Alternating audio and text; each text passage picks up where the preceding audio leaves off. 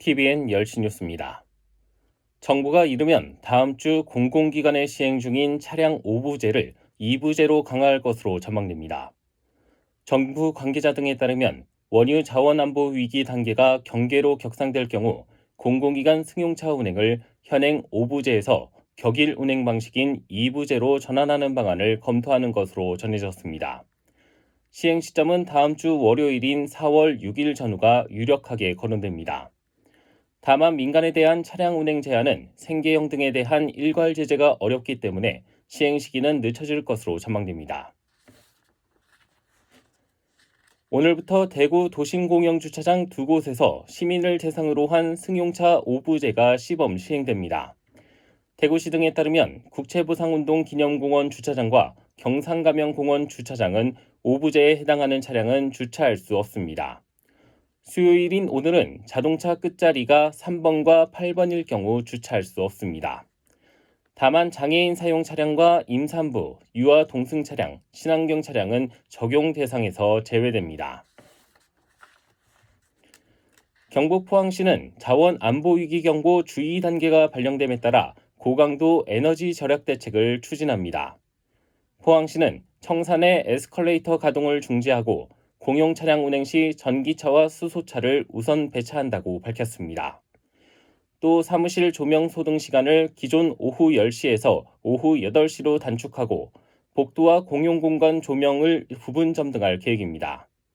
시는 자원 안보 위기 경보가 경계 단계로 격상될 경우 차량 부재를 강화하고 승강기 격층 운행 등 추가 절감 대책도 시행할 계획입니다. 대구 경북 지역이 이른 더위가 이어지면서 봄꽃 개화가 평년보다 빨랐던 것으로 나타났습니다. 대구지방기상청에 따르면 대구 지역 벚꽃은 지난달 26일 개화했습니다. 이는 평년 3월 29일보다 3일 빠르고 지난해와는 같은 시기입니다.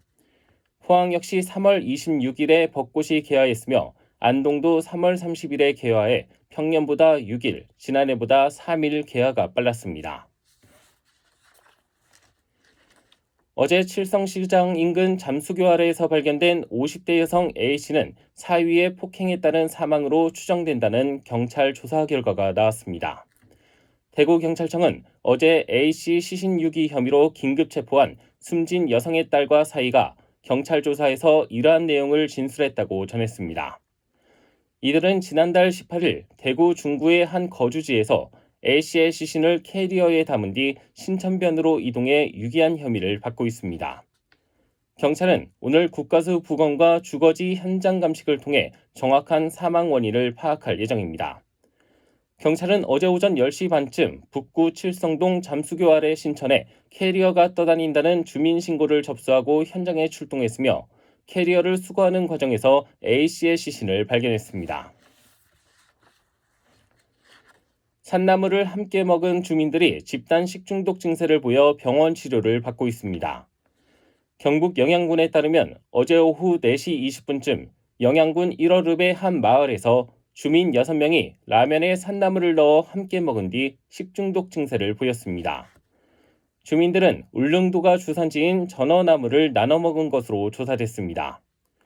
이들은 생명에 지장이 없는 것으로 전해졌으며 영양군 보건소는 독초나 독극물 등 다른 물질이 섞여 있었는지 조사를 벌이고 있습니다.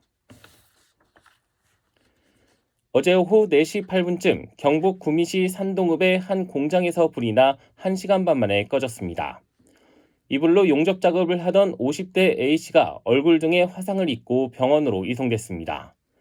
경찰과 소방은 용접 부주의로 불이 난 것으로 보고 정확한 화재 원인과 피해 규모를 조사하고 있습니다. 앞으로 공군 일반 기술병을 선발할 때는 블라인드 방식으로 무작위 선발하게 됩니다.